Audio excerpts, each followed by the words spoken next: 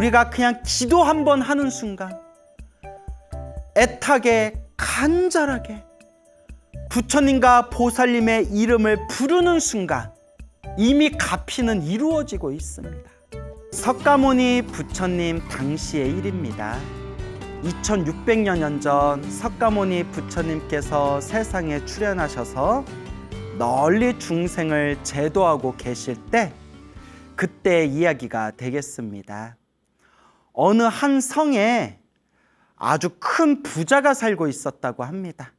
아주 돈이 많은 부자가 살고 있었는데, 아내를 맞이해서 이제 결혼을 하고, 그리고 10달이 지난 뒤에 아주 예쁜 딸을 낳았다고 합니다. 아주 예쁜 딸을 낳았는데, 이 딸이 놀랍게도 태어날 때 아주 하얗고 깨끗한 옷을 입고 태어났다고 합니다. 글쎄요, 지금 우리 현대인들 입장에서는 이해가 안 되죠. 아기가 엄마 뱃속에서 태어났는데 하얀 옷을 입고 태어났다. 이제 우리 입장에서는 이해가 안 되지만 그래도 한번 이야기를 한번 잘 들어보시기 바랍니다. 이 아주 예쁘고 아주 훌륭한 그런 아름다운 얼굴을 가진 이 딸이 엄마 뱃속에서 태어났을 때 아주 하얗고 맑고 깨끗한 하얀 옷을 입고 태어났다고 합니다. 그래서 부모님이 이 딸의 이름을 백정이라고 지었다고 합니다. 백정, 흰백 깨끗할 정, 하얗고 깨끗한 옷을 입고 태어났다 해서 흰백 깨끗할 정, 백정이라고 이 딸의 이름을 지어주었다고 합니다. 이 딸은 무럭무럭 자라면서 아주 용모가 아름답고, 그리고 마음이 아주 착하고, 그리고 아주 품성이 지혜로웠다고 합니다. 그래서 수많은 사람들이 그 백정을 좋아하고 사랑했다고 합니다. 백정이 무럭무럭 자란 뒤에 이 백정이 성인이 되고 나서 문득 부모님을 찾아가 이와 같이 이야기합니다. 부모님, 아버지, 어머니, 저는 머리 깎고 출가해서 부처님 제자가 되고자 합니다. 제가 머리 깎고 출가해서 비구니가 될 수 있도록 부디 저의 출가를 허락해 주십시오라고 청을 올립니다. 백정의 부모님은 너무나 딸을 사랑해서, 그래서 품에서 놓아주기가 너무나 가슴 아프고 너무나 아쉬웠지만, 이 백정의 어머니도 부모님도 기본적으로 불심이 있었나 봐요. 불심이 깊었나 봐요. 사랑하는 딸이 부처님의 제자가 돼서 자기가 원하는 수행의 삶을 살 수 있도록 사랑하는 딸 백정의 출가를 허락해 주게 됩니다. 부모님의 허락을 받고 석가모니 부처님이 계신 처소에 가서 부처님께 절을 올리고 공경하는 마음으로 합장하여 부처님께 출가하고자 자신의 뜻을 부처님께 자신의 출가의 뜻을 올립니다. 그때 서가모니 부처님께서 백정을 바라보면서 이와 같이 말씀하십니다. 잘 왔노라 비구니여, 잘 왔노라 비구니여 라고 부처님께서 말씀을 하시자마자 백정의 그 아름답고 풍성하고 고운 그 머리카락이 저절로 후두두두둑 떨어지면서 깨끗하게 삭발한 모습이 되었고, 백정이 입고 있었던 하얗고 깨끗한 옷이 저절로 스님들이 입는 가사, 스님들이 입는 그런 출가자의 승복인 가사로 뿅 하고 변했다고 합니다. 부처님께서 백정을 바라보면서 잘 왔노라 비구니여 하는 순간 머리카락은 저절로 삭발이 되고 입고 있던 옷은 저절로 가사로 변하면서 어엿한 출가자의 모습으로 저절로 뿅 하고 변하게 된 겁니다. 그래서 부처님의 경전에 나옵니다. 과거 전생에서부터 복을 많이 짓고 선업과 공덕이 많은 사람들은 부처님을 이번 생에 만나서 출가하고자 하는 마음을 일으킬 때 부처님께서 잘 왔노라 비구여 라고 말씀하시거나 잘 왔노라 비구니여 라고 말씀하시는 순간 저절로 머리카락이 삭발한 것과 같이 머리카락이 후두두두 다 떨어지고 입고 있는 옷이 가사로 저절로 뿅 하고 변하면서 출가자의 모습으로 저절로 변화되어진다. 이 또한 과거 전생에 부처님과 인연이 깊었기 때문에 이번 생에 부처님의 말 한마디, 잘 왔노라 라는 말 한마디에 머리카락이 저절로 삭발이 되고 몸이 저절로 출가자의 옷과 출가자의 모습으로 변화되어지는 것이다 라고 경전에서 이야기하고 있습니다. 이와 같이 머리 깎고 출가한 비구니가 된 이 백정 비구니가 부처님 아래에서 열심히 수행해서 얼마 되지 않아 모든 번뇌와 망상이 사라지고 모든 욕망에서 벗어난 생사윤회에서 해탈을 한 아라한이 됩니다. 거룩한 성자 아라한이 됩니다.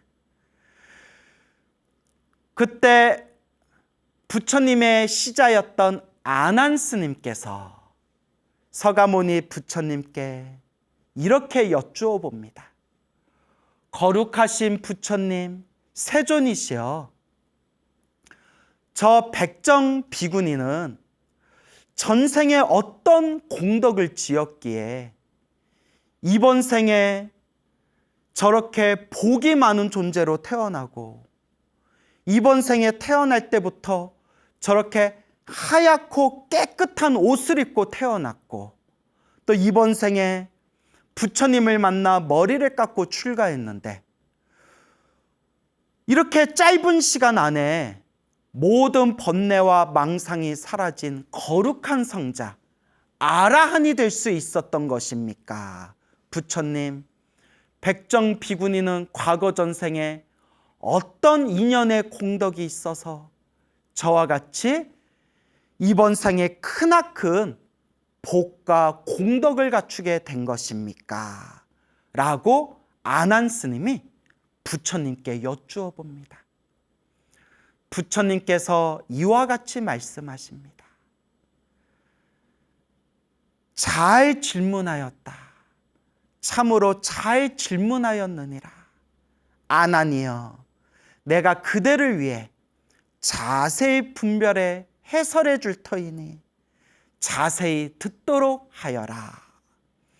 그리고 부처님께서 머나먼 과거 전생의 이야기를 해주십니다.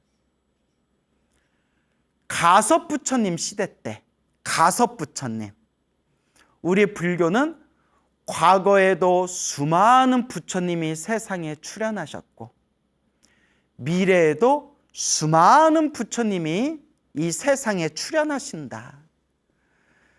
그리고 석가모니 부처님 이전에 바로 이전에 출현했던 부처님이 바로 가섭부처님이십니다. 가섭부처님. 가섭부처님 시대 때 가섭부처님께서 세상에 출현하시고 세상에 널리 진리의 말씀을 수많은 중생들에게 이 진리의 법을 설하시는데 어느 날 수많은 비구 스님들과 함께 여러 곳을 다니면서 수많은 사람들에게 이 진리, 이 법을 설법하고 계셨다고 합니다.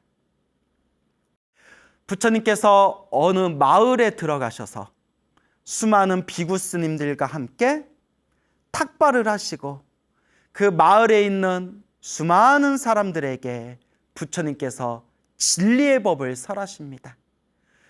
그때 그 마을에 한 여인이 있었는데 그 여인이 우연히 가섭 부처님께서 수많은 비구 스님들과 함께 수많은 사람들에게 법을 설하고 있는 모습을 지나가다 이 여인이 우연히 그 모습을 보게 됩니다. 그때 가섭 부처님의 거룩한 모습과 가섭 부처님의 거룩한 설법을 들으면서 마음에 크나큰 기쁨과 감동을 느끼게 됩니다. 그때 그 여인이 곧장 집으로 가서 아주 곱고 아주 깨끗한 천, 큰 천, 그럼 옷감을, 이제 옷을 만드는 옷감이겠죠.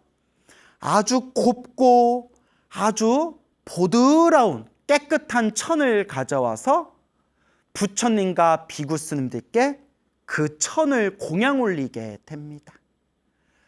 거룩하신 부처님, 그리고 거룩하신 승가인 비구 스님들이시여, 제가 부족하게나마 제가 가지고 있는 가장 좋은 이 깨끗한 천을 부처님과 승가에 공양 올립니다.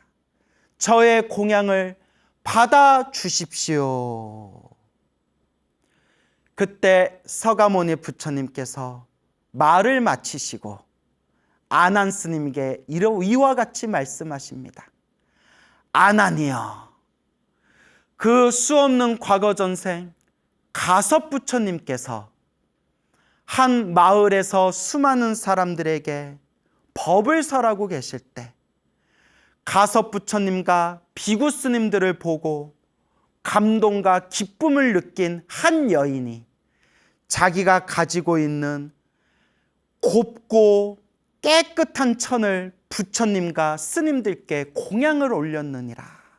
그때 부처님과 스님들께 한 장의 천을 공양 올렸는데 그 한 장의 천을 공양 올린 그 공덕의 힘으로 그 여인은 죽은 뒤에 하늘 세상과 인간 세상에 태어날 때마다 큰 복을 누렸으며 이번 생 석가모니 부처님 시대에 여인의 모습으로 이 세상에 태어났으니 바로 태어날 때부터 하얗고 깨끗한 옷을 입고 태어난 바로 저 백정이 바로 그 과거 전생 가섭 부처님께 깨끗하고 고운 천을 올렸던 바로 그 여인이었느니라 라고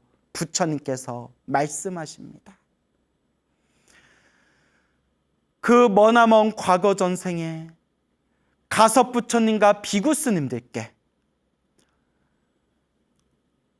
깨끗하고 고운 천을 올렸는데 그것도 많은 천을 올린 게 아니라 한 장의 천을 올렸다고 합니다.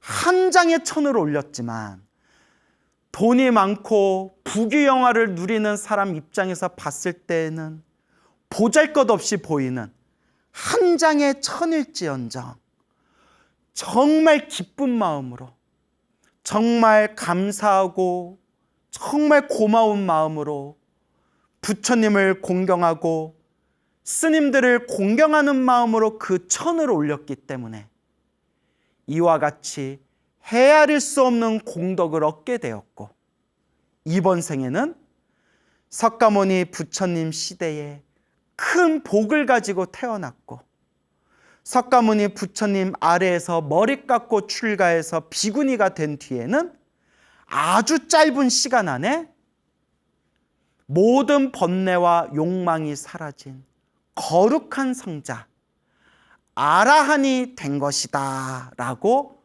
부처님께서 말씀하신 겁니다. 이 이야기를 보면서 저는 이제 이런 생각을 해봅니다. 백정이라는 비구니가 가섭 부처님 시대 때 곱고 깨끗하고 고운 천을 부처님께 공양을 올리고 태어날 때마다 항상 큰 복을 누렸으며 또 그 인연 공덕으로 이 석가모니 부처님 시대 때 사람으로 태어났는데 태어날 때부터 하얗고 깨끗한 옷을 입고 태어났다. 제가 서두에 말씀을 드렸지만 지금 이 시대 현대인들의 입장에서는 에이, 어떻게 갓난아기가 엄마 뱃속에서 태어나는데 하얗고 깨끗한 옷을 입고 어떻게 엄마 뱃속에서 태어나요? 말이 되는 소리를 해야지 라고 생각할 수도 있지만 저는 이제 좀 다른 각도에서 생각하고 싶은 게 이제 제 식대로 표현을 하자면 하얗고 깨끗한 옷을 입고 태어났다라는 그 말의 상징적 의미가 태어날 때부터 큰 복을 가지고 태어났다라고 얼마든지 우리가 해석할 수가 있는 겁니다. 하얗고 깨끗한 옷을 입고 태어났다라는 그 단어가, 그 문장이 엄마 뱃속에서 이미 태어날 때부터 과거 전생에 지었던 공덕의 인연으로 태어날 때부터 큰 복을 가지고 태어났다라고 얼마든지 표현할 수가 있을 겁니다. 참으로 놀랐습니다. 이 불교설화에서 부처님께서 분명히 말씀하시기를 그 여인이 뭐 엄청나게 번쩍번쩍 의리의리한 걸 공양 올린 게 아니라 가섭 부처님께서 수많은 비구 스님들과 함께 마을에 오셔서 수많은 사람들에게 가섭 부처님께서 법을 설하시는데 그 가섭 부처님과 비구 스님들의 거룩한 모습을 보고 그 감동과 기쁜 마음으로 그냥 자기가 가지고 있는 깨끗하고 고운 천, 그 깨끗하고 고운 천은 그 한 장을 그냥 기쁜 마음으로 공양 올렸을 뿐인데도 태어나고 태어날 때마다 큰 복을 누렸고 이번 생 태어날 때에는 하얗고 깨끗한 옷을 입고 태어날 정도로 큰 복을 가지고 태어났다. 정말 놀랍지 않을 수가 없습니다. 이거는 제 얘기가 아니라 부처님 경전에 나와 있는 내용입니다. 그래서 저는 늘 불자님들께 말씀드립니다. 작은 공덕이라고 해서 소홀히 하지 말아라.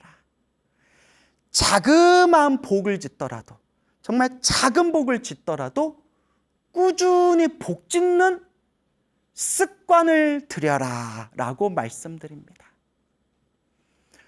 부처님께 공양 올리는 습관, 스님들과 수행하시는 수행자들에게 공양 올리는 습관, 더 나아가 우리 이웃들에게, 그 우리 주변에 힘들고 괴롭고 그리고 고통스러운 사람들에게 따스한 그런 어떤 보시와 나눔과 베품의 습관, 자그마한 습관이라도 복 짓는 습관을, 복을 짓고 선업을 짓고 공덕을 짓는 습관을 가지자라고 늘 불자님들께 말씀드립니다.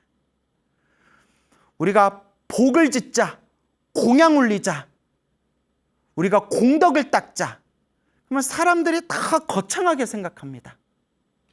심지어 불교 공부를 어설프게 하신 분들은 스님, 무주상보시 아닙니까? 보시를 하더라도 상에 머무르면 안 됩니다. 또 이렇게 입으로만 아는 소리를 하는 분들이 있습니다. 하지만 분명히 부처님도 말씀하셨고 불교를 깊이 연구하셨던 큰 스님들께서 해설서에 그 경전을 해설한 해설서에 분명히 말씀하셨지만 상에 집착하지 않는 무주상 보시는 정말 깨달음의 깊은 경지에 들어가야 무주상 보시를 실천할 수 있다. 그러니 무주상 보시의 경지에 들어갈 때까지 집착하더라도 상에 집착하더라도 자꾸 보시하는 습관, 복을 짓는 습관을 들여야 된다. 그래야 보시바라밀의 깊은 깨달음의 경지에 나아갈 수 있다라고 분명히 말씀하셨습니다. 저 티베트 불교의 큰 스님들도 경전을 해설하시면서 이 보시바라밀에 대해서 말씀하시면서 보시바라밀의 완성은 상에 집착하지 않는 무주상 보시가 보시바라밀의 완성이지만 보시바라밀의 완성의 경지에 이르기 위해서는 우리 같은 중생은 상에 좀 집착하더라도 일단은 자꾸 작은 것이라도 보시하는 습관을 자꾸 들여야 됩니다라고 말씀을 하십니다. 저는 이게 아주 중요하다고 생각해요.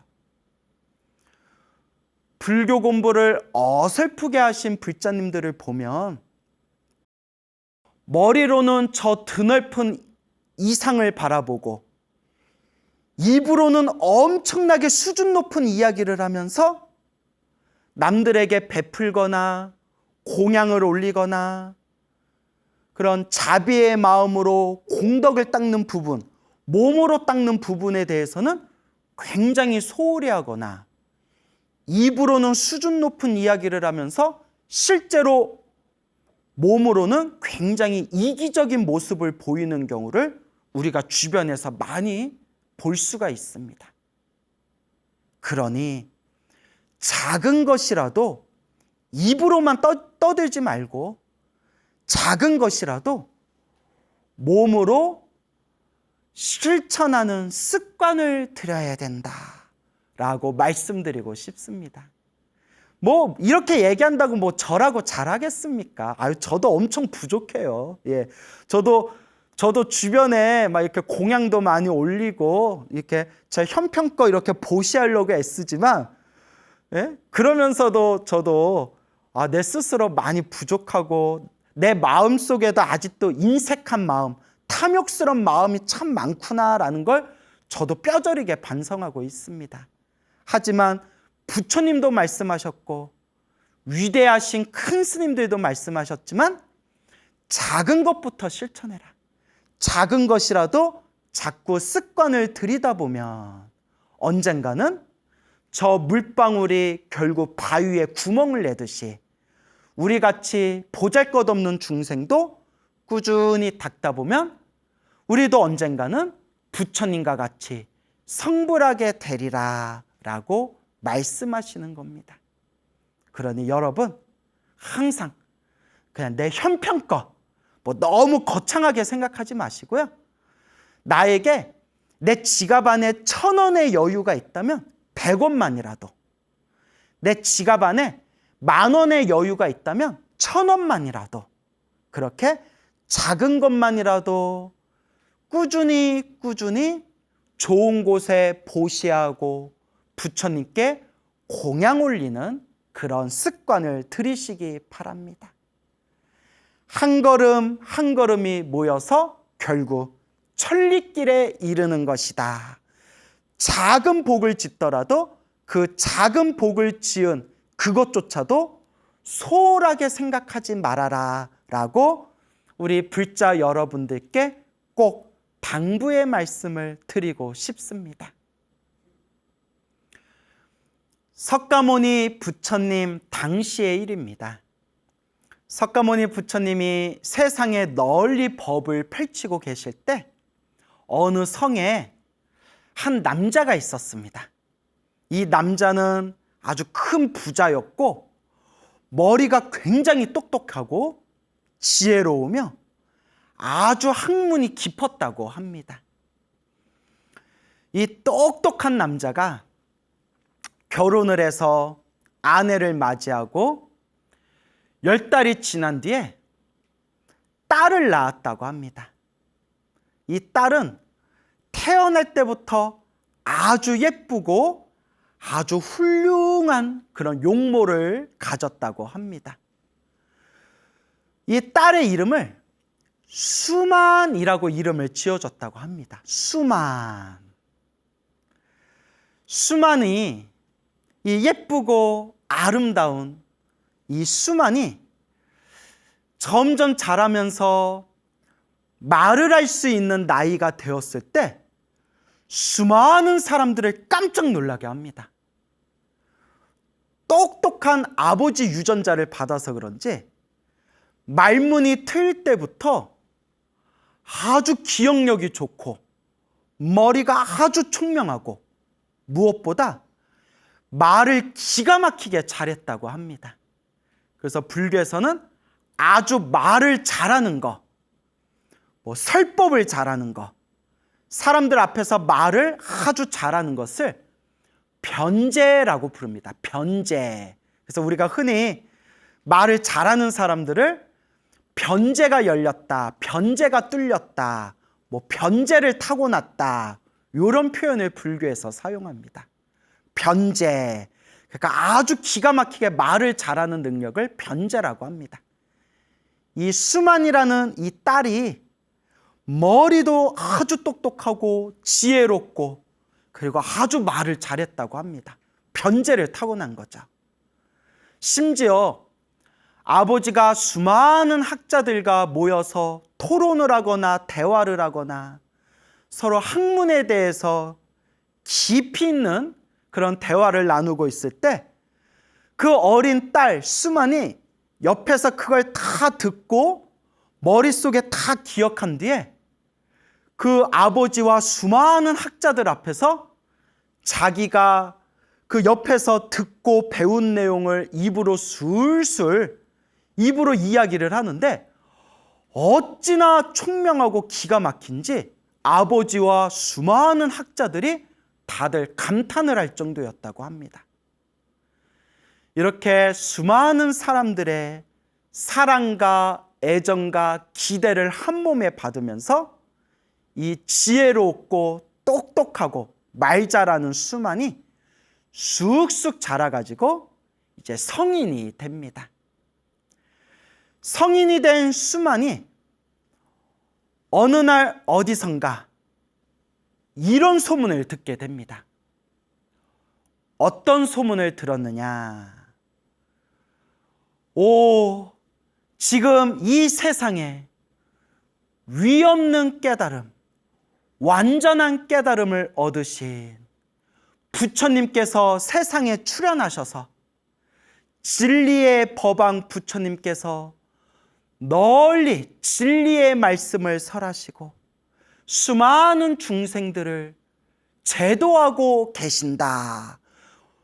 부처님께서 세상에 출현하셔서 널리 중생을 제도하시고 진리의 말씀을 세상에 널리 전하고 계신다.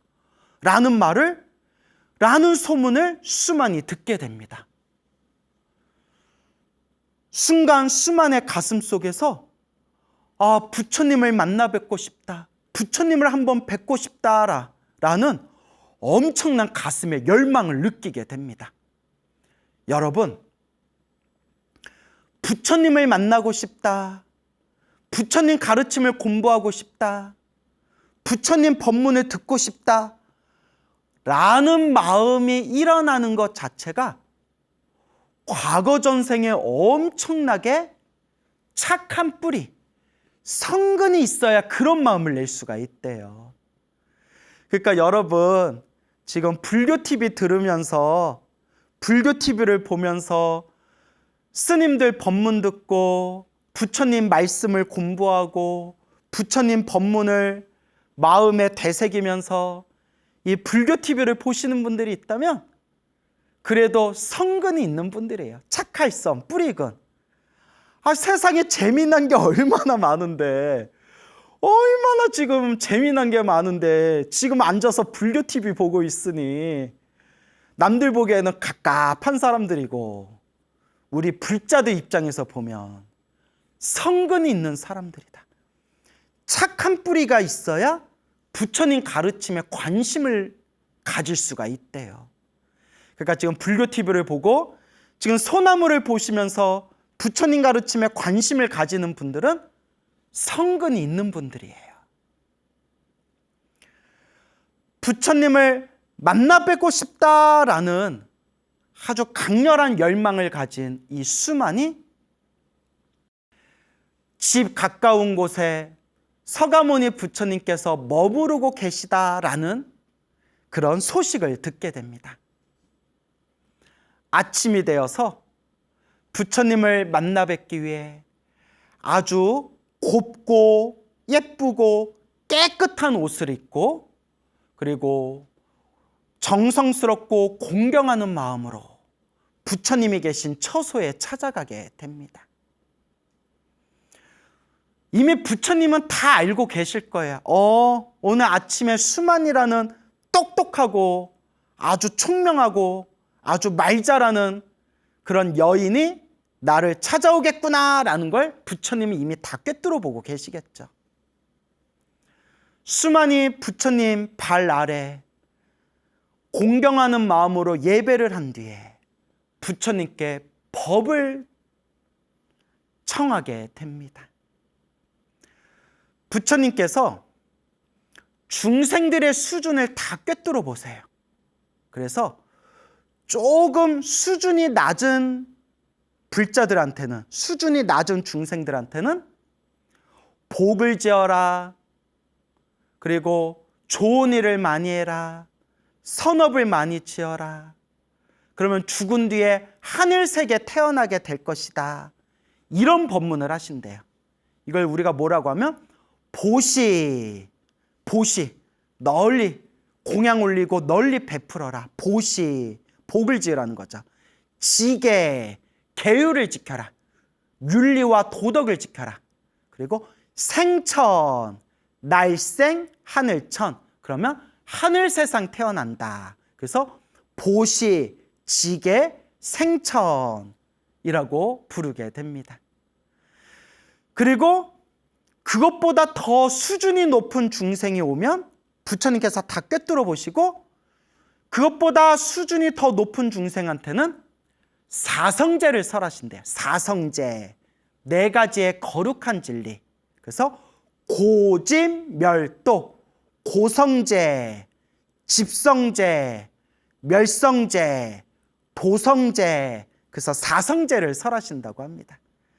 그래서 초기 불교에서는 초기 불교, 아함경, 니까야 같은 초기 경전에서는 부처님 가르침의 가장 중요한 핵심은 사성제다라고 설법하고 있습니다.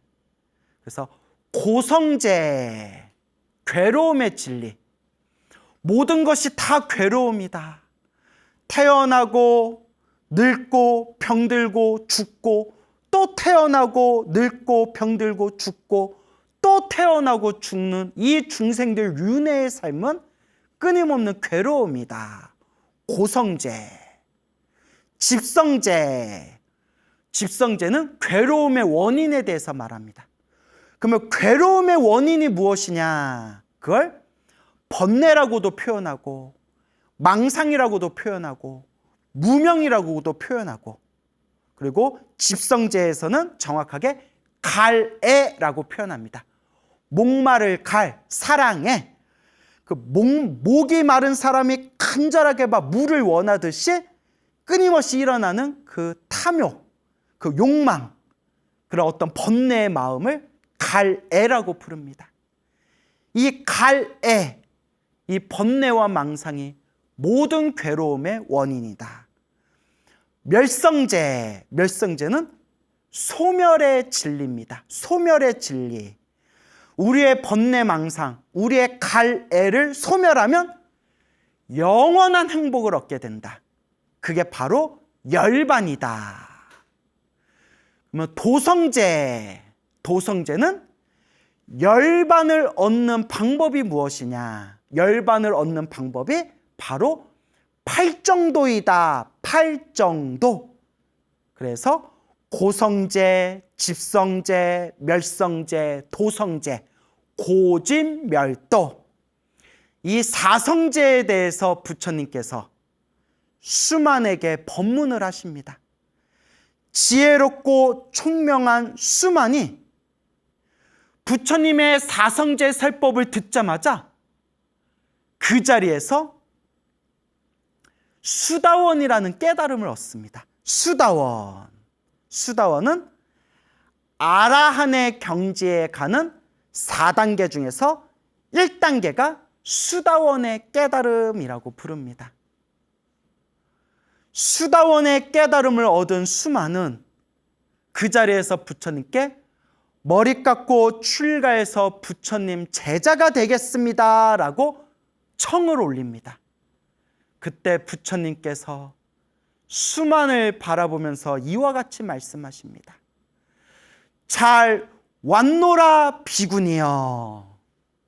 그 순간 수만의 머리카락이 저절로 후두두둑 떨어지면서 삭발한 머리가 되었고, 그 아름답고 고운 그 옷이 저절로 스님들의 가사로 뿅 하고 변하면서 출가한 비구니의 모습으로 그 자리에서 뿅 하고 새로운 모습으로 거듭나게 됩니다. 그리고 부처님 아래에서 열심히 수행해서 짧은 시간 안에 모든 번뇌와 욕망이 사라진 거룩한 성자 아라한이 됩니다. 그래서 수만 비구니 스님이 위대한 거룩한 성자 아라한이 됩니다. 수만 스님은 너무나 설법을 잘해가지고 수많은 사람들의 존경을 받게 됩니다. 그때 수많은 부처님의 제자들이 부처님께 질문을 올립니다. 저 수만 비구니는 전생에 어떤 인연이 있어서 저렇게 큰 복을 타고 태어났고, 저렇게 짧은 시간에 아라한이 되었고, 저렇게 지혜롭고 총명하고 설법을 잘하는 겁니까? 그때 부처님께서 이와 같이 말씀하십니다. 저 수만 비구니는 머나먼 과거 전생 가섭 부처님 시대 때에도 비구니였느니라. 가섭 부처님께서 세상을 떠나시고 난 뒤에 가섭 부처님의 가르침을 세상에 널리 전하면서 사람들에게 널리 부처님의 법을 설하였느니라.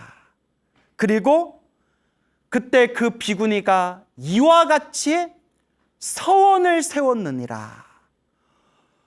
거룩하신 부처님, 제가 미래 세상 부처님이 세상에 출현하실 때, 그 미래 세상 부처님이 세상에 출현하시면 그때 저는 또 머리 깎고 출가해서 부처님의 가르침을 잘 배우고 부처님의 가르침을 잘 이해해서 사람들에게 부처님의 법을 널리 전하는 그런 부처님의 법을 전하는 길을 걷겠습니다. 제가 부처님의 법을 잘 닦고 부처님의 법을 잘 전할 수 있는 지혜 총명을 얻고자 하옵니다. 라고 가섭 부처님 시대 때 발언을 하였기 때문에 이번 생 석가모니 부처님 시대 때에도 머리 깎고 출가한 비구니가 되어 짧은 시간에 아라한이 되었고, 저렇게 지혜롭고 총명하고 말을 잘하는 변제로서 널리 사람들에게 법을 잘 전하는 것이다. 저 수만 비구니의 이번 생의 공덕은 과거 전생 자기가 지었던 선업의 힘이니라 라고 부처님께서 말씀하셨습니다. 이와 같습니다, 여러분. 그래서 우리 불자들도 항상 복을 짓고 선업을 짓고 공덕을 닦으면서 항상 발언을 잘 세워야 됩니다. 항상 발언을 잘 세워야 됩니다. 결국 내가 일으킨 마음의 에너지대로 내 삶을 살아가게 된다.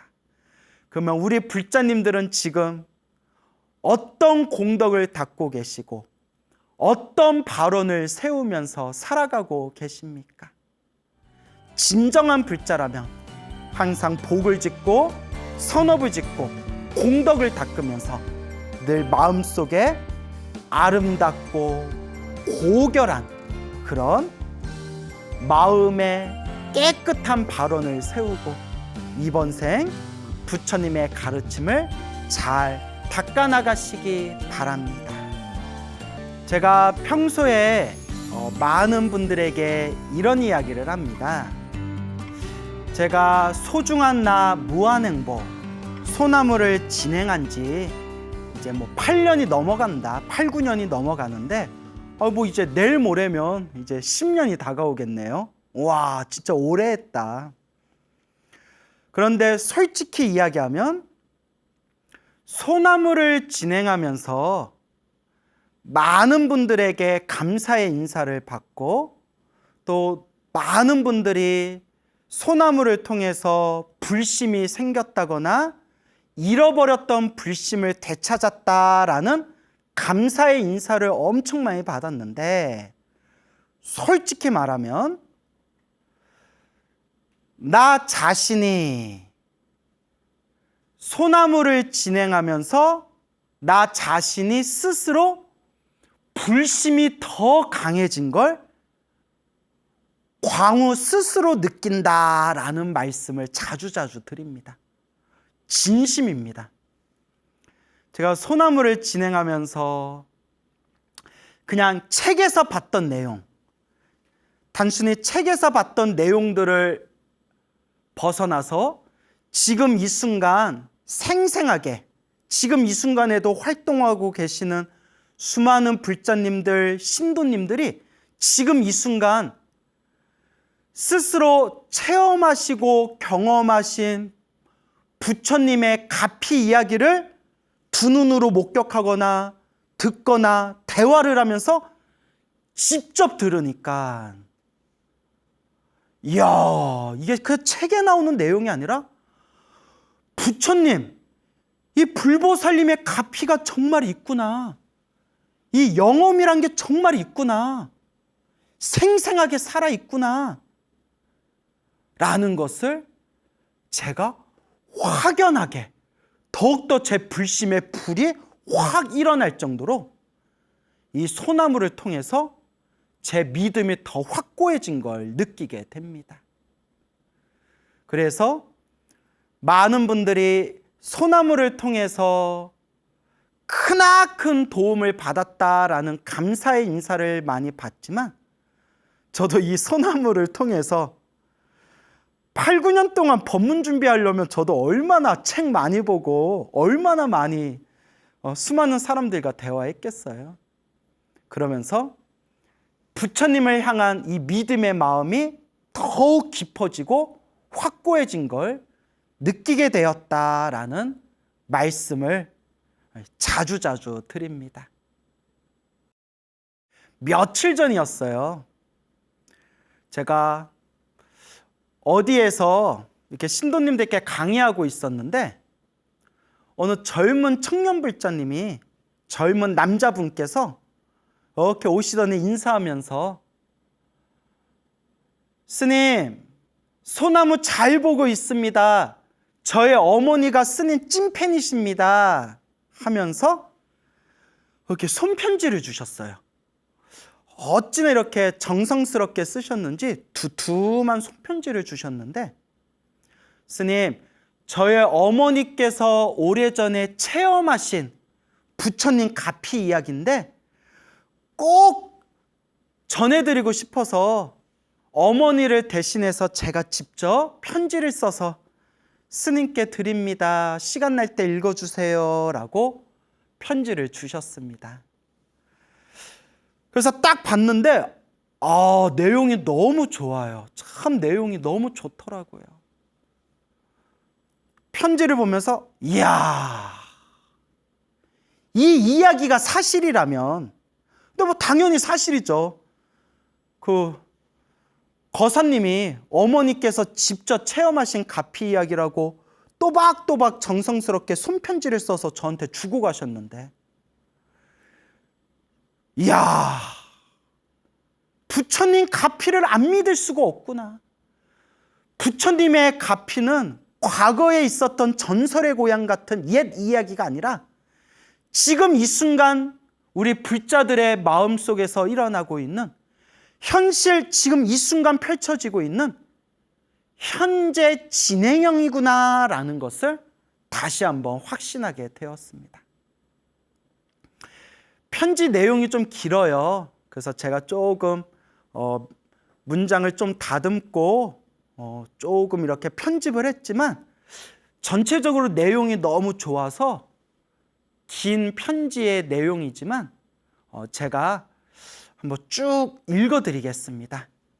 그래서 편지의 내용은 좀 길기는 하지만 여러분들께서 정말 좋은 내용이니까 이렇게 합장하시고 한번 경건한 마음으로 이렇게 귀를 열고 오늘의 편지를 한번 잘 경청해 보시기 바랍니다. 아무개 불자님의 편지. 광우스님, 안녕하세요. 서울에 사는 청년 불자입니다. 몇 년 전 기도를 처음 시작할 때 광우스님의 소나무를 보며 불보살님의 가피 이야기를 들으면서 신심을 키워나갔습니다. 지장경을 독송한 공덕으로 전생의 업보를 없애는 이야기, 관세음보살을 하염없이 염불하여 애군을 떨쳐낸 이야기, 법화경을 사경해서 고통스럽던 몸과 마음이 편안해진 이야기 등 끝이 없는 불자님들의 가피 이야기는 들을 때마다 참 감동이었습니다.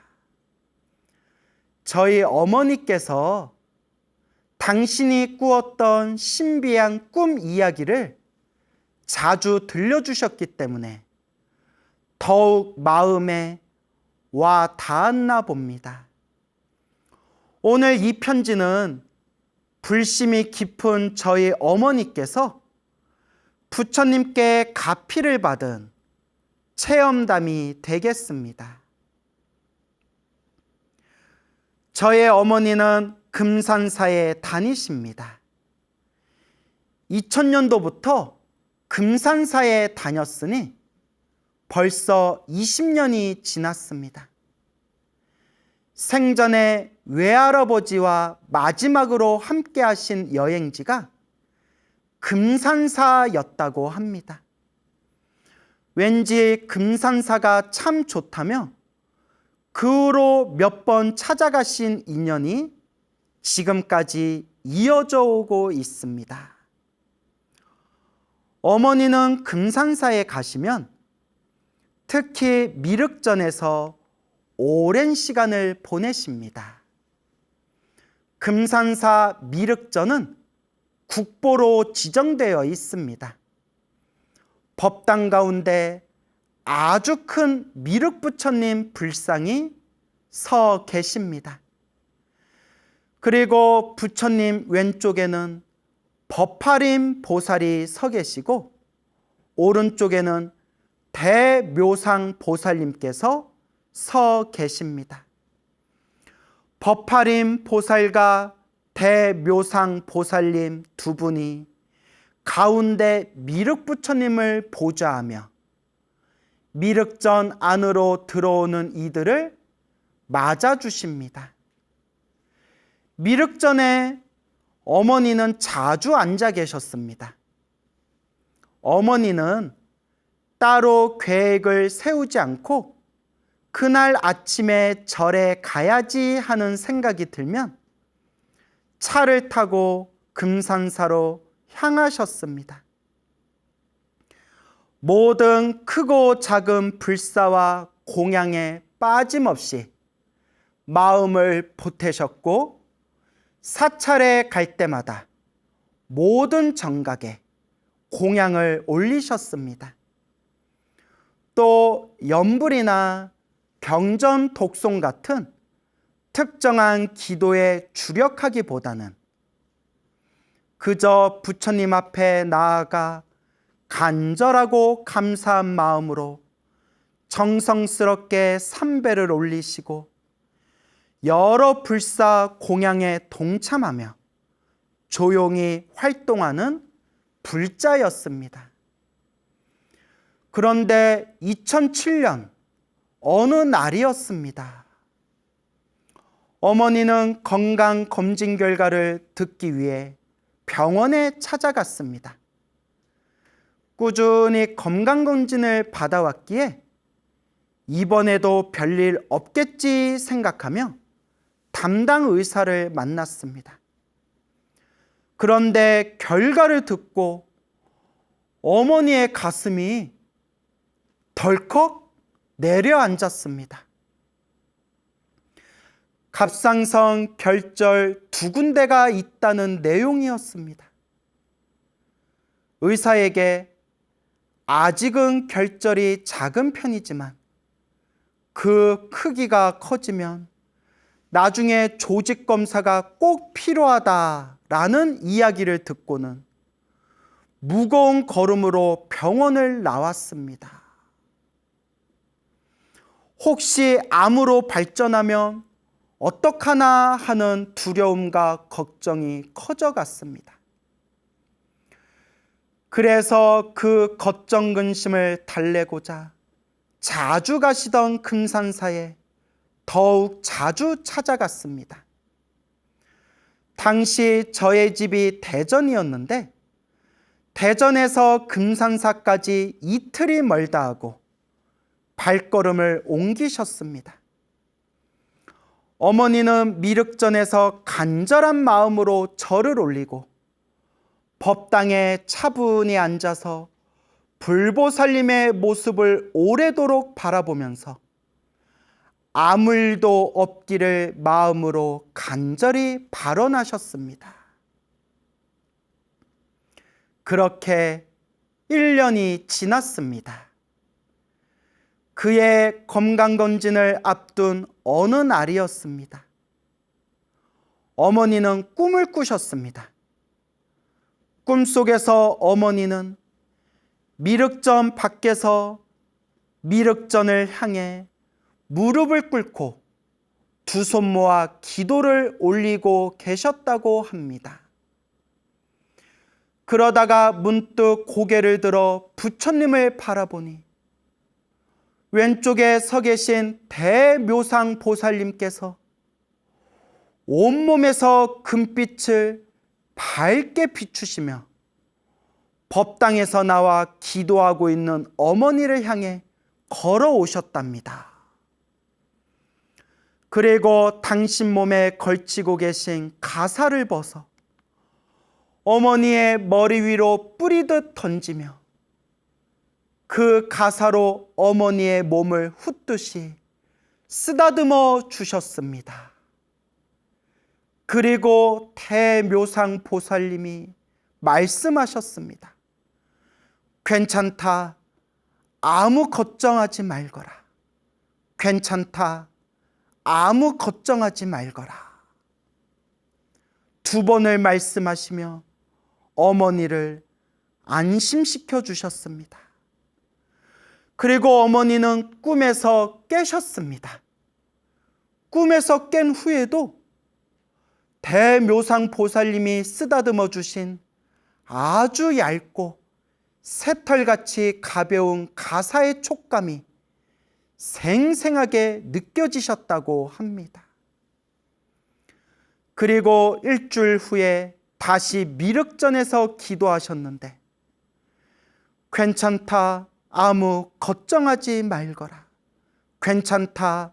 아무 걱정하지 말거라. 똑같은 꿈을 연달아 또 꾸셨다고 합니다. 똑같은 꿈을 2번을 꾸신 겁니다. 그리고 새 건강검진을 받고 작년에 만났던 의사에게 검사 결과를 듣게 되었습니다. 의사가 초음파로 어머니의 목을 확인하며 말했습니다. 아무개 환자님, 결절이 없어졌어요. 아무리 찾아도 보이지가 않아요. 어머니는 순간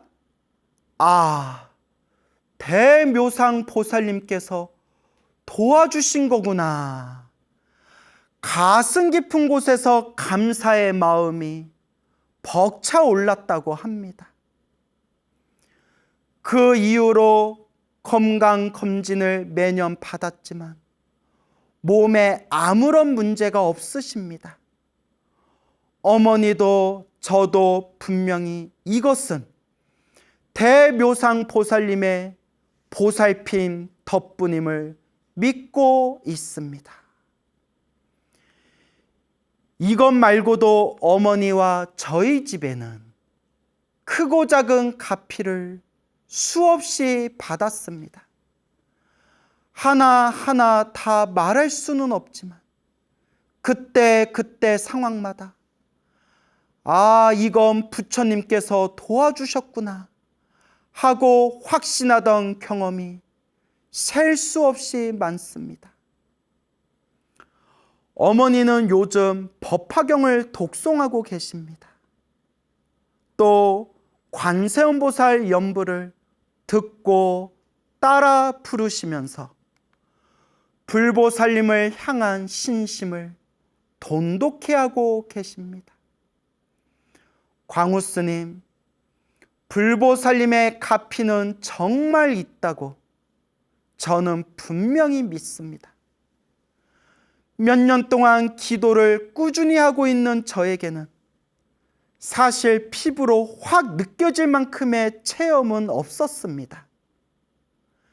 그러나 저의 욕심에 가려져 보지 못하는 것이지, 그래도 부처님의 명운가피력 덕분에 제가 이만큼이라도 먹고 사는지도 모르겠습니다. 그런데 가끔씩은 제가 기도를 정말 열심히 한다고 해도 아무런 반응이 없을 때에는 불보살님께 섭섭하기도 하는 그런 못난 중생임을 스스로 알고 있습니다. 그러다 보니 이거 말고 다른 경전으로 기도해 볼까? 부르던 연부를 바꾸고 다른 불보살님을 불러볼까? 망상을 더하기도 합니다. 어머니가 체험하신 가피 영험에 집착해서는 안 된다라고 스스로 경계는 하고 있습니다. 하지만 어머니의 가피 체험이 제가 계속 기도할 수 있게끔 하는 좋은 원동력이 된답니다. 광우스님, 늘 기도할 수 있게 독려해 주셔서 감사합니다. 더욱 많은 사람들이 불보살님과 인연 맺을 수 있도록 법문해 주시는 모습에 큰 울림을 느낍니다. 부디 건강하시고 감사드립니다. 나모 서가 모니불, 나모 서가 모니불, 나모 서가 모니불. 여러분 어떠세요? 편지 잘 읽어보셨습니까? 정말 놀랍고 아름답고 정말 감동입니다. 이것을 체험하시는 어머님은 얼마나 부처님께 감사하고 얼마나 기쁘고 감동이 가득했겠습니까? 불보살님의 가피는 분명히 있습니다. 우리가 스스로 느끼지 못할 뿐이지, 우리가 그냥 기도 한번 하는 순간 애타게 간절하게 부처님과 보살님의 이름을 부르는 순간 이미 가피는 이루어지고 있습니다. 다만 우리가 스스로 알지 못하고 있을 뿐입니다. 금산사가 저기 김제 금산사, 또 금산사의 미륵전이 국보로 지정되어 있습니다. 그래서 미륵 대불이죠. 미륵 부처님이 서 계시고 양옆에 법화림 보살님과 대묘상 보살님께서 가운데 미륵 부처님 양옆에 이렇게 서 계십니다. 저도 금산사에 한 두세 번 가본 적이 있는데, 그때 미륵전에서 그 미륵 부처님과 두 분의 보살님 앞에서 공경 예배 올릴 때 참 그 잔잔하고도 묘한 그런 감동을 느낀 적이 있었습니다. 우리가 꼭 명심해야 될 게 있습니다. 스님, 무슨 기도가 좋아요? 무슨 기도가 좋아요? 제가 이제 이런 질문 좀 하지 말라고 했죠. 근데 정말 이제 사람들이 저한테 무슨 기도가 좋아요? 이제 이런 질문 잘 안 하더라고요. 정말 이제 잘 안 하더라고요. 하지만 아직도 가끔씩 하는 분들이 간혹 있더라고요. 미워 죽겠어요, 아주 그냥. 예. 그냥 답답하니까 그럴 수도 있겠죠. 근데 제가 수도 없이 말씀드렸잖아요, 여러분. 제 입이 아프도록, 귀가 따갑도록 말씀을 드렸잖아요.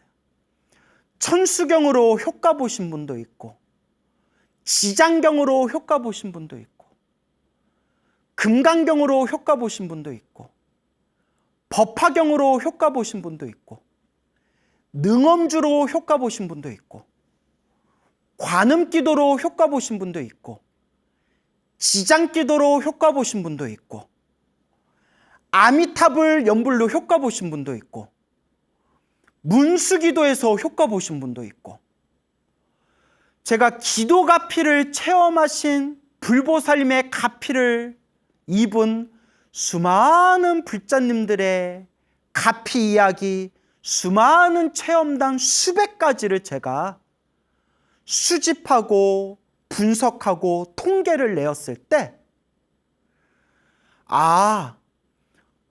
무슨 기도를 하든 부처님을 향한 기도는 결국 하나로 통하는구나. 어떤 기도가 더 효과가 좋다, 이게 중요한 게 아니라 정말 그 간절한 마음, 불보살님을 향한 그 간절한 그 마음이 중요한 것이구나. 수없이 말씀드리잖아요. 오히려 무슨 기도가 더 낫다, 이 기도하다가 저 기도하고 저 기도하다 이 기도하고 막 갈팡질팡 그런 번뇌망상을 일으키는 그 마음자리에 오히려 기도빨이 떨어지게 됩니다. 어떤 기도를 하든 그냥 간절하게 해봐라. 간절하게. 그래서 제가 늘 드리는 이야기가 있습니다. 꿈에서도 기도할 정도가 됐냐? 꿈에서도 딴짓 안 하고 꿈을 꿨는데 꿈에서도 딱 기도할 정도가 되냐는 거예요. 천수경 기도하는 사람들은 꿈에서도 신묘장구 다라니가 되냐? 금강경 기도하시는 분들은 꿈에서도 금강경 독송할 정도가 되냐? 법화경 사경하시는 분들은 꿈에서도 법화경 사경할 정도로 되냐? 꿈에서도 기도할 정도가 되냐? 꿈에서도 기도를 놓치지 않고 꿈에서도 기도할 정도로 한번 간절하게 한번 해봐라. 그러면 가피를 입지 않을 수가 없다. 라는 말씀을 제가 구구절절 드립니다. 그래서 우리 미륵전에서 대묘상 보살님께 이 신묘한 가피를 받으신 이 보살님도, 불자님도 편지에서 분명히 말씀드렸지만 뭐 특별히 어떤 연부를 특별히 하신 것도 아니고 특별히 무슨 경전을 따로 열심히 하신 것도 아니고 그냥 정성스러운 마음으로 부처님께 삼배 올린 뒤에 가만히 앉아서 하염없이 부처님을 바라보면서 그냥 그 부처님을 바라보면서 마음으로 발언하고 애타게 부처님을 바라봤다.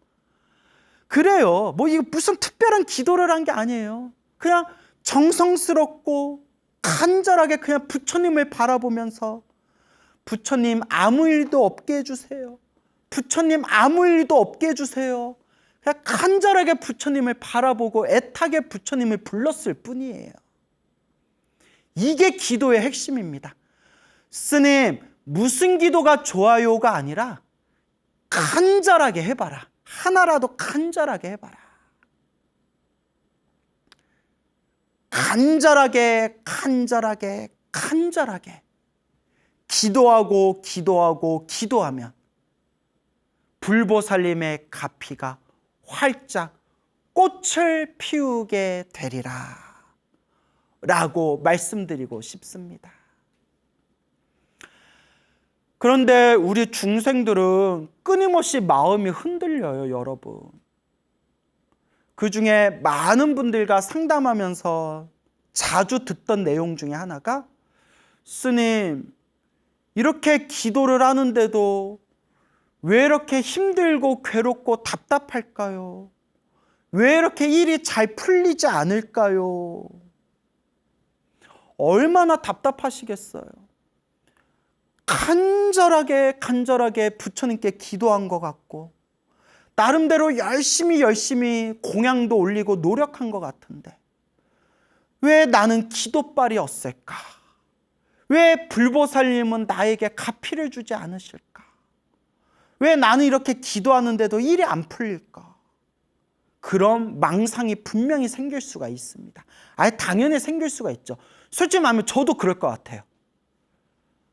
저도 기도 열심히 했는데 자꾸 안 좋은 일이 생기면 이거 개종해야 되나? 그런 망상이 생길 수 있을 것 같아요. 얼마나 답답하면 그러겠어요. 근데 그거는 부처님에 대한 확신이 없어서 그렇고 아직 부처님의 가르침을 잘 이해하지 못하기 때문이에요, 여러분. 여러분, 기도를 열심히 했는데도 효과가 없다면, 효과가 느껴지지 않는다면 딱 두 가지로 생각해 봐야 돼요. 두 가지. 기도 열심히 했는데도 난 왜 가피가 없느냐? 두 가지. 첫째, 입으로는 기도 열심히 하고 몸으로는 절에 열심히 다니지만 실제로 뒤에서는 복을 많이 까먹는 경우가 있어요. 무섭죠? 저 그런 경우 많이 봤어요. 여러분들도 그런 경우 보신 적 있을 거예요. 그리고 우리가 스스로를 한번 반성해 봐야 돼요. 입으로는 기도 열심히 하고 몸으로는 절에 꾸준히 다니지만 실제로는 복을 짓는 게 아니라 복을 까먹는 경우가 많아요. 그래서 우리 소나무 불자님들은 그러지 않으시겠지만 절에 오래 다니고 나이가 들수록 막 절에 다니는 새로운 불자들에게 막 갑질하고 막 말 함부로 하고 막 뒤에서 막 얼토당토하는 말 막 구업 짓고 막 그런 경우 많잖아요. 옆에서 좌복이 없어가지고 법당에 오신 불자님이 오셔서 좌복이 없어가지고 뭐 어쩔 줄 몰라고 했는데 혼자서 절한다고 좌복 막 2개 4개 깔아놓고 뭐 다른 불자는 뭐 좌복이 있든가 없든가 그냥 내기도만 막 그런 이기적인 마음. 남이 초를 키워놨는데 내 초 키울 거라고 남의 초 빼버리고 막 내 초 키우고 막 그런 이기적인 마음. 심지어 저 아시는 어떤 분은 법당이 이렇게 꽉 찼는데 뭐 너무 법당이 꽉 차서 앉을 데가 없었대요. 그래서 이렇게 어떻게 해야 되지 하고 잠깐 법당에 이렇게 서가지고 어디 자리 없나 이렇게 보고 있는데 누가 종아리를 찰싹하고 때리더래요. 종아리를. 깜짝 놀라가지고 어머머 뭐야 이렇게 봤는데 웬 할머니께서 남 기도하는데 왜 부정타게 앞에서 왜 서 있냐고 하면서 그 불자님 종아리를 딱 때려버리더래요. 근데 제가 이 얘기를 했더니 이거 경험하신 불자님들이 많더라고요. 예. 아니, 내 기도는 내가 하는 거지. 불자가 법당에 들어가서 내 앞에 좀 서 있으면 어때요? 부처님은 그런 거 상관 안 해요. 근데 이제 안 그런 좋은 분들도 많지만 제가 하고 싶은 얘기는 이제 남 얘기하는 게 아니라 우리 마음을 한번 돌이켜보자는 거예요. 우리 마음을. 내가 입으로는 기도 열심히 하고 몸으로는 절에 열심히 다닌다고 해놓고 막 이기적이고 꽁한 마음으로 사람들에게 말 함부로 하고 사람들에게 함부로 대하면서 복을 까먹고 있지는 않은가, 이걸 생각해 보자는 거예요. 그래서 기도를 열심히 했는데도 가피를 받지 못하는 이유 첫 번째, 입으로는 기도한다고 해놓고 실제로 뒤에서는 복을 까먹는 경우가 많다. 그런 이기적이고 복 까먹는 마음에 어떻게 부처님의 가피가 들어올 수가 있겠어요? 그러니까 이걸 우리가 진지하게 고민해 보자는 거죠. 잘하시는 분들은 제 말 신경 안 쓰셔도 돼요. 잘하시는 분들은 그냥 원래대로 잘하시고, 혹시 제 얘기를 듣고 아유 내가 좀 반성해야 되겠다라는 분들은 그래도 훌륭하신 분이에요. 아우 내가 좀 반성해야 되겠다라는 분들은 기본적으로 심성이 좋은 분들이에요. 그런데 이런 말 백날 해줘도 그냥 한 귀로 흘러버리면서 그냥 자기 하고 싶은 대로 이기적인 마음으로 살아가는 분들은 이번 생에는 답이 없죠. 뭐 할 수 없죠. 이번 생에 또 닦아야 할 그분의 몫이겠죠. 그래서 첫 번째, 입으로는 기도를 많이 하면서도 뒤로는 복을 까먹고 있지는 않은가, 그걸 일단 반성하고, 두 번째, 기도를 정말 열심히 했는데도, 정말 간절하게 열심히 했는데도 내가 원하는 바가 쉽게 이루어지지 않거나 혹은 기도를 열심히 했는데도 자꾸 안 좋은 일이 생긴다면 제가 늘 말씀드리는 거, 내가 참 업보가 두꺼운데 크게 받을 걸 지금 작게 받고 있구나. 크게 받을 업보를 작게 받고 있는 업장이 소멸하고 있는 과정이구나라고 분명히 부처님께서 그렇게 얘기하셨고 큰 스님들께서 분명히 그렇게 얘기하셨습니다. 어떤 불자님이 이 도리를 아니까, 이 법문을 딱 들으니까 마음이 너무 편안해졌대요.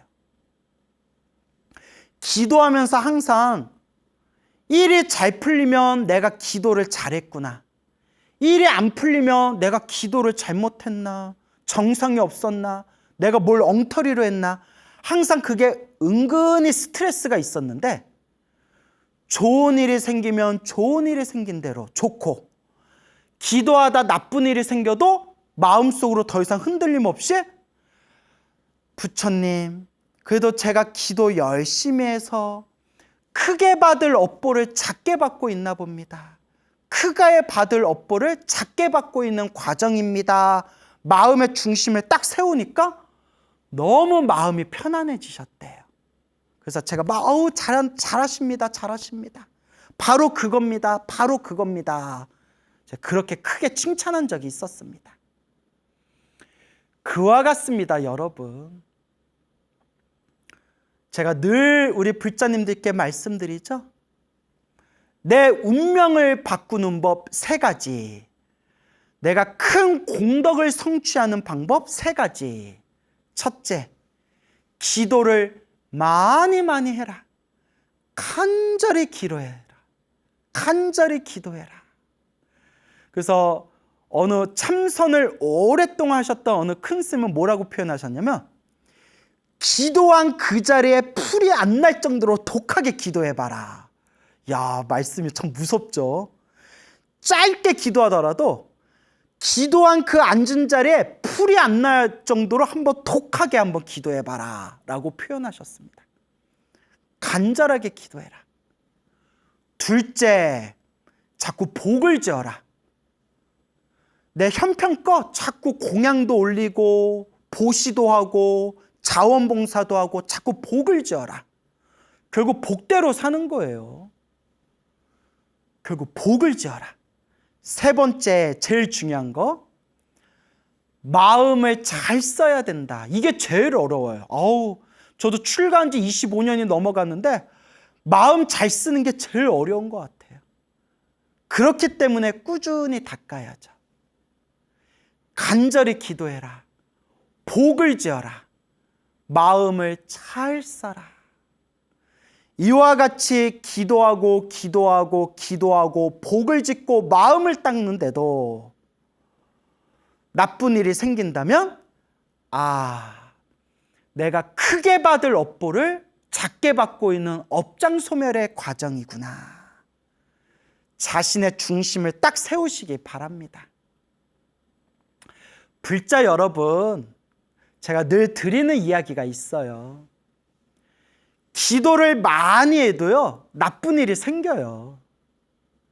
저도 정말 기도 많이 하고 정말 저도 갚이 많이 받았어요. 저 진짜 갚이 정말 부처님 발 아래 엎드려서 기어다니고 싶을 정도로 갚이를 많이 받았어요. 하지만 그렇게 매일매일 기도해도 저도 나쁜 일이 생길 때가 있어요. 정말 별 그지 같은 일 겪을 때도 있어요, 저도. 여러분 명심하세요. 기도를 많이 해도 나쁜 일은 생겨요. 우리는 중심이 있잖아요. 그 중심이 뭐죠? 기도를 열심히 했는데 나쁜 일이 생긴 것은 내가 크게 받을 것 작게 받고 있나 보구나. 그 중심이 있어야 돼요. 크게 받을 걸 조금 비껴갔구나. 태풍이 몰아붙일 거 소나기 한번 되게 맞았구나. 기도를 많이 해도 나쁜 일이 생길 수가 있습니다. 평생 수행하셨던 그 큰 스님들도 몸에 큰 병을 얻는 경우도 있고 막 귀향을 가신 적도 있고 사람들에게 모함받아서 고난당한 적도 있고 큰 스님들도 그렇게 고초를 겪은 그런 이야기가 많습니다. 근데 그 큰 스님들은 절대 부처님을 탓하거나 세상을 탓하지 않습니다. 내가 과거 전생에 숙세에 지었던 지난 과거 전생에 숙세에 지었던 빚을 갚고 있는 것이니라. 그래서 여러분, 기도를 하고 간절하게 부처님께 기도하면서 공덕을 닦으면 분명히 갚이가 있습니다. 100% 있습니다. 지금 이 순간 현재 진행형입니다. 그러니 기도하십시오. 공덕을 닦으십시오.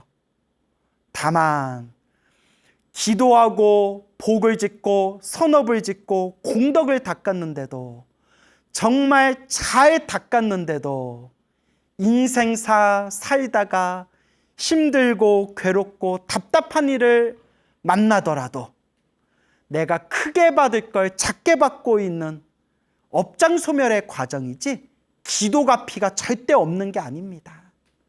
부처님의 갚이는 분명히 있습니다.